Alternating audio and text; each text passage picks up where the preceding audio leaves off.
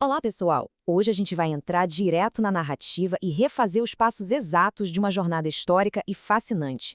Nesta explicação de hoje, vamos acompanhar a sequência de eventos que está detalhada lá no capítulo 13 de Gênesis. Sem rodeios, vamos focar totalmente na história, nas decisões cruciais e nos movimentos geográficos dos personagens, começando bem do ponto de partida. Vamos lá? Parte 1. O retorno e a riqueza. A nossa história começa com uma movimentação muito específica. Abrão está saindo do Egito e indo em direção ao sul. E a comitiva é bem clara, olha só. Ele viaja com a esposa dele, com o sobrinho Ló, e carrega simplesmente tudo o que possuía. A gente está falando de uma mudança completa, onde absolutamente nada fica para trás. E tem um detalhe impressionante aqui.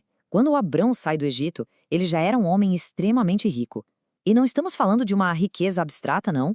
O texto é bem explícito ao listar um vasto número de gado, além de quantidades pesadíssimas de prata e extensas reservas de ouro. É uma fortuna real e muito tangível sendo transportada através do deserto. Então, o grupo começa uma longa viagem de retorno.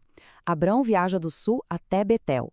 Ele basicamente refaz os passos dele até chegar ao exato lugar onde a tenda dele tinha sido armada lá no começo das suas viagens, bem entre Betel e Ai. E quando ele chega a esse local, onde estava o primeiro altar que ele mesmo tinha construído anteriormente, Abrão invoca o nome do Senhor. Passando agora para a parte 2, a contenda dos pastores. Acontece que todo esse imenso acúmulo de bens logo vira um baita desafio logístico.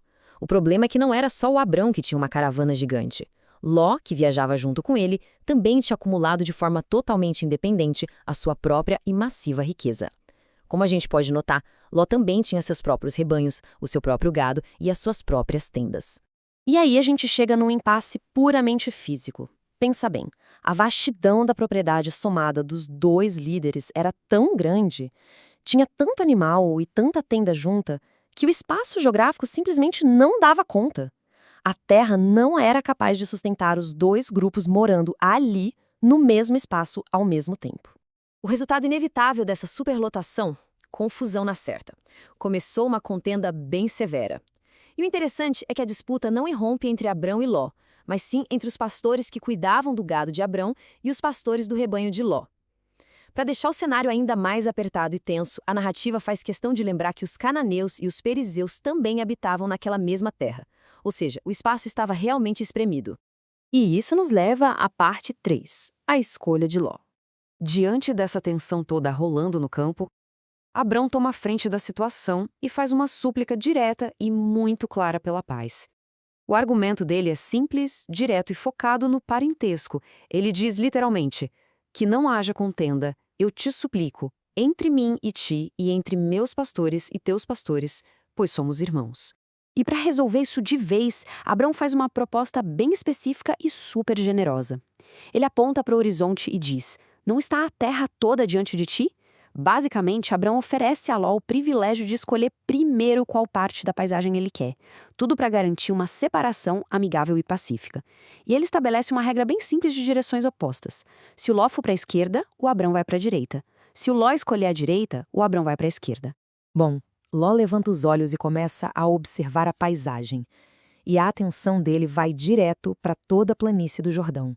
Era uma área extremamente bem regada. A narrativa nos diz que a fertilidade ali era tão imensa que a planície parecia visualmente com o Jardim do Senhor ou com a terra do Egito na direção de Zoar. E vale notar um parênteses puramente histórico que o texto faz: a planície tinha essa aparência exuberante antes que Sodoma e Gomorra fossem destruídas. A partir dessa escolha, a divisão física dos dois grupos acontece na mesma hora. Ló decide ficar com toda a planície do Jordão e viaja para o leste. Ele passa a habitar nas cidades daquela planície e vai movendo e armando as tendas dele na direção de Sodoma. Num contraste total, Abrão decide ficar onde estava, permanecendo e habitando na terra de Canaã. A separação dos grupos se concretiza aí. E logo em seguida, a narrativa lança um fato objetivo, mas muito importante sobre a direção que Ló escolheu. O texto afirma claramente que os homens de Sodoma, exatamente a cidade em direção à qual Ló estava indo acampar, eram homens extremamente perversos e pecadores diante do Senhor. Chegamos então à parte 4, a promessa a Abrão. Imediatamente depois que Ló se separa e parte para a planície do Jordão, o Senhor fala com Abrão. E o comando é super explícito. O Senhor diz para Abrão olhar a partir do exato lugar onde ele se encontra naquele momento. A instrução é: eleva agora os teus olhos e olha do lugar em que estás para o norte e para o sul e para o leste e para o oeste. E os termos da promessa que vem a seguir são grandiosos. Primeiro, entra a questão do espaço físico. Absolutamente toda aquela terra que Abrão consegue ver nas 4 direções é dada a ele e à sua semente para sempre. Depois, vem uma promessa populacional impressionante. A linhagem de Abrão será multiplicada a ponto de ser comparada ao pó da terra. O texto coloca da seguinte forma: se um homem puder contar o pó da terra, bom, só então a semente dele poderá ser contada. Mas o detalhe é que o Senhor não diz apenas para ele olhar de longe. Abrão recebe uma ordem de ação física. A instrução começa com um levanta-te. Ele é orientado a caminhar ativamente por todo aquele território. Ele deve percorrer a terra em todo o seu comprimento e também em toda a sua largura. E a narrativa desse capítulo se encerra exatamente com a ação imediata de Abrão. Atendendo ao comando, ele remove a sua tenda e viaja até a planície de Manré, que fica lá em Hebrom, e é ali mesmo que ele estabelece a sua habitação e constrói um novo altar dedicado ao Senhor.